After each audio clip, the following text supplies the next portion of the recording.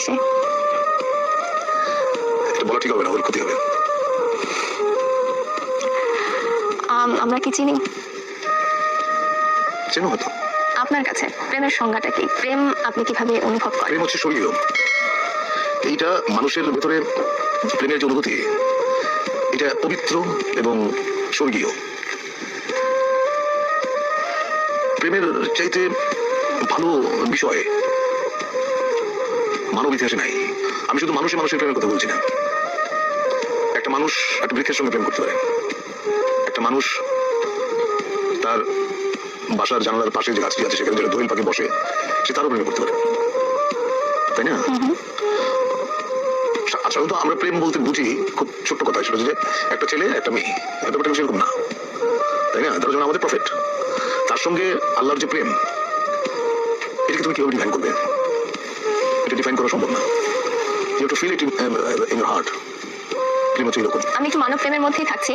অনেকে বলেন যে প্রেমে পড়লে হৃদয়ে হার্টে ব্যথা করে, অনেকে পেটে ব্যথা করে, অনেকে মাথায় ব্যথা করে।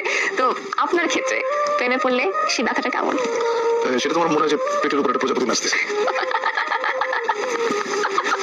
এবং প্রেমের ব্যথার মতো এত মিষ্টি ব্যথা বোধহয় পৃথিবীতে নাই। তো প্রজাপতি নাচলে কেমন লাগে সেটা আপনার কাছ থেকে শুনি। এটা তোমার সুরসুরি জাতীয় একটা জিনিস, এটা আসলে বোঝানো সম্ভব না। তুমি হয়তো কাউকে ভালোবাসো বা কারো প্রেমে পড়েছো, তুমি তোমারটা তোমার মতো করে বুঝবে, আমি আমারটা আমার মতো করে বুঝবো। আচ্ছা, আপনার ক্যামেরাম্যান যে আছে এখানে, কি নাম তোমার? হ্যাঁ, ছোটন। ছোটন ছোটন। ছোটন ওর প্রেমের অনুভূতি এটা ও বুঝবে, ওটা তো আমি বুঝবো না। আমি যখন বালক ছিলাম তখন প্রেম বলতে যেটা বুঝতাম, পরিণত বয়সে এসে আমি দেখলাম প্রেম আসলে অন্যরকম। পার্থক্যটা কি? পার্থক্যটা অনেক অনেক অনেক। আমাদের ধরো যখন প্রথম প্রেমের যে অনুভূতি, সেটা হচ্ছে বই পড়ে, শরৎচন্দ্র বা বঙ্কিমচন্দ্র পড়ে প্রেম সম্পর্কে একটা ধারণা মাথায় ছিল। ওইটা আসলে প্রেমের অনুভূতি না। প্রেমের অনুভূতি একেবারেই অন্যরকম, একেবারেই। এটা এক একজনের কাছে এক এক রকম, এটা কেউ কাউকে বলে বোঝাতে পারবে না। প্রথম প্রেমের কথা বলছেন, সেটা বইয়ের কথা বললেন, কিন্তু প্রথম মানব প্রেম যদি বলি সেটা হচ্ছে আমি তখন অনেক ছোট। কত বয়স? বয়স কত হবে তখন? এই ধরো 14-15। তখন প্রেমে পড়লাম এক গার্লস স্কুলের ম্যাডামের, যার বয়স ধরো আমার চাইতে 20 বছর বেশি। ওইটা আমার প্রথম প্রেমে পড়া। প্রেমে বহুবার পড়েছি, বহুবার। প্রেমে পড়ার মতো আনন্দ বোধ কিছুটা নেই, কিন্তু একটা জিনিস মাথায় থাকতে হবে, সেটা হচ্ছে কাউকে হার্ট করে, কাউকে বেদনা দিয়ে প্রেমে পড়ার মতো এরকম করেই তো কাজ বোধ পৃথিবীতে নেই। তুমি যখন কাউকে ভালোবাসবে, এক বুক সমুদ্র নিয়ে ভালোবাসতে হবে তোমাকে, এক বুক সমুদ্র নিয়ে, তা নাহলে সে প্রেমের কোনো অর্থ নেই। আমার কেন জানি মনে হয় যারা খুব সুন্দর করে কথা বলতে পারেন তারা অনেক সুন্দর করে লেখেন। আপনি এত সুন্দর করে কথা বলেন, আপনি কেন লেখেন না? আমি সুন্দর করে কথা বলি কিনা জানি না, তবে আমি যেটা বুঝি আমি সেটা বলি। আমি মিথ্যে পছন্দ করি না। আচ্ছা, মিথ্যে কথা যে বলি না, এটা বললে পাপ হবে। মিথ্যে মাঝে মাঝে বলতে হয়। এখন একটা মেয়ে দেখতে হয়তো অত ভালো না, সে হয়তো জিজ্ঞেস করলো যে আমাকে কেমন লাগছে, আমাকে বলতে হয় চমৎকার। এটা মিথ্যাচার না, এটা একটা মানুষকে তুমি যখন আনন্দ দাও, এর মধ্যে পুণ্য আছে, সেই পুণ্যটা তুমি অর্জন করলা। আপনার প্রেমে কতজন মেয়ে পড়েছে যদি প্রশ্নটা করি? সেটা তো আমি বলতে পারবো না, সেটা মেয়েদের জিজ্ঞেস করতে হবে।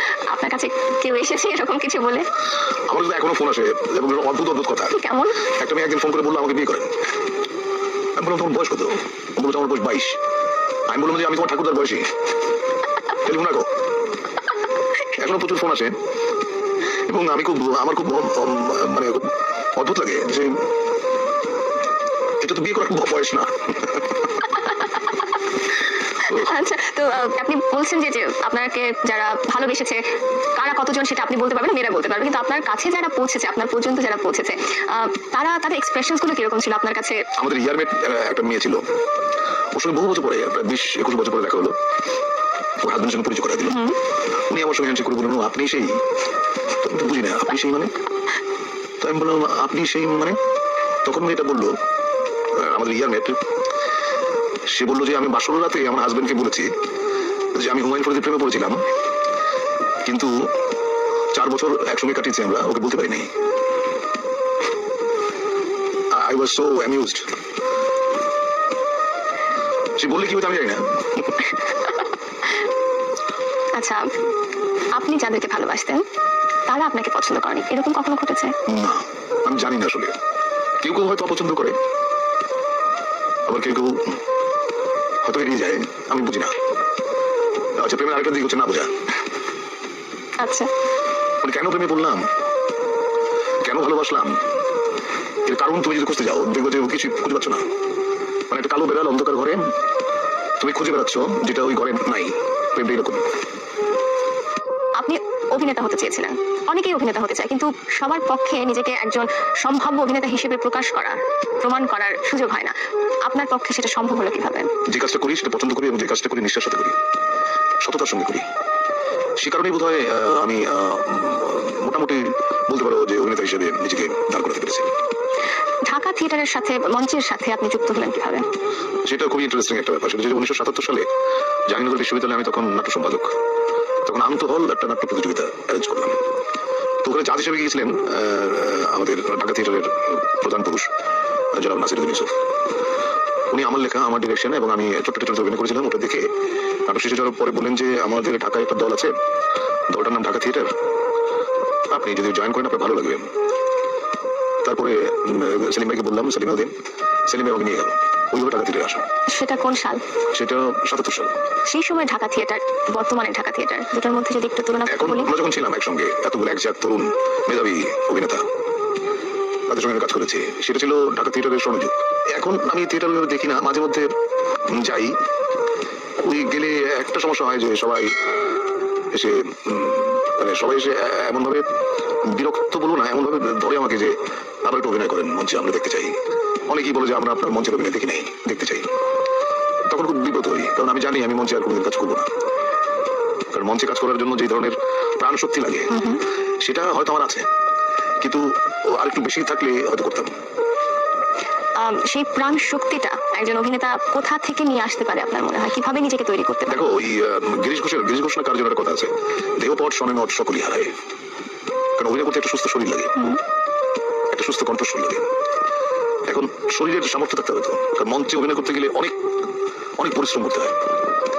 তো সেই জায়গাটা ওই আমি বোধহয় হারিয়ে ফেলেছি। আমার মনে আছে কেমন মামল নাটকে আমার একটা এপিসোড ছিল প্রায় 40 মিনিটসের, মানে এক নাগার সংলাপ বলে যাওয়া।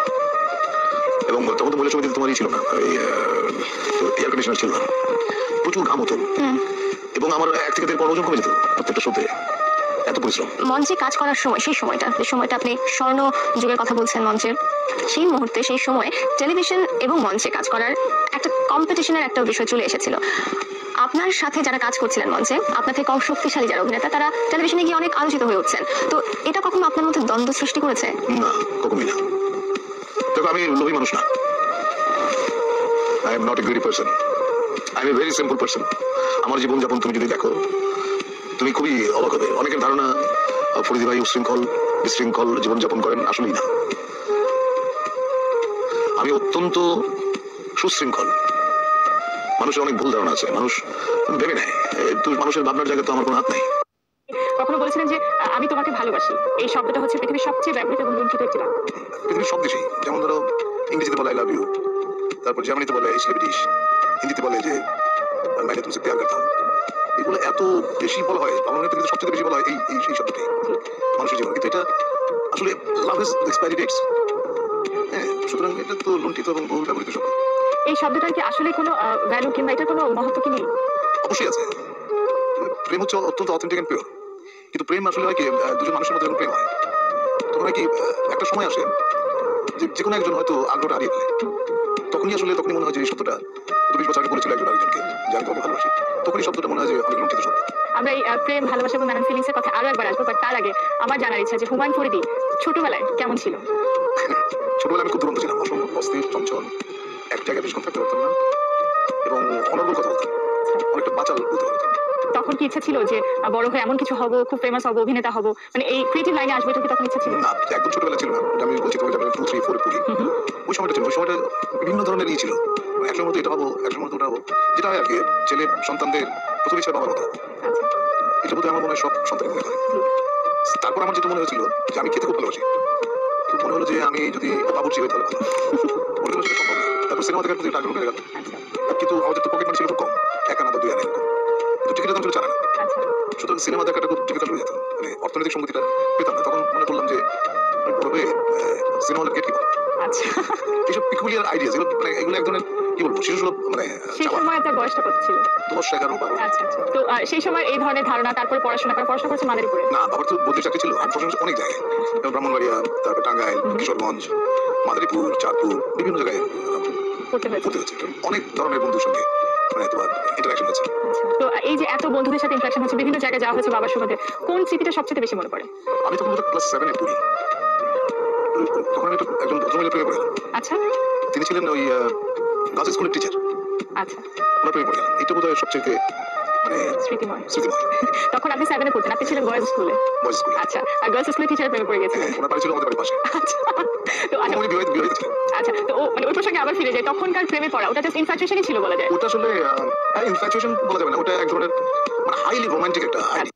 দেখো আমি কারো আদর্শ হতে চাই না আমার পরামর্শ হচ্ছে যে তুমি যা